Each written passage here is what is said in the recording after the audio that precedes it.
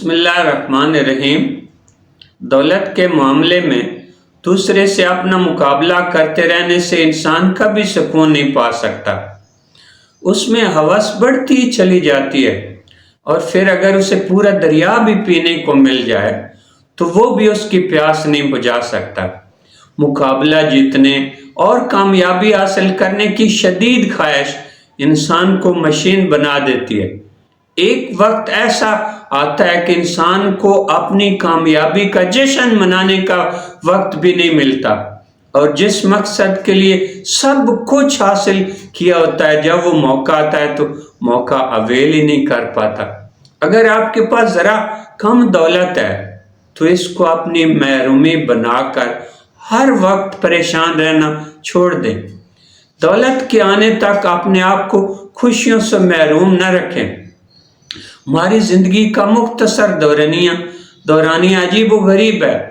بچہ کہتا ہے کہ جب میں بڑا ہو جاؤں گا تب میں فلاں خوشی سمیٹوں گا۔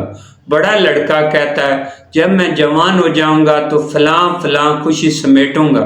اس سے بڑی عمر کا شخص کہتا ہے فی الحال میں پریشان ہی رہنا چاہتا ہوں، جب میرے بچے جوان ہو جائیں گے اور بڑے افسر بن جائیں گے تو میں خوش رہنا شروع کروں گا۔ جب بڑھاپا آ جاتا ہے تو اسے احساس ہوتا ہے کہ میں تو دل نشیں لمحے ہی کھو چکا ہوں جو میرے ساتھ ساتھ چلتے رہیں۔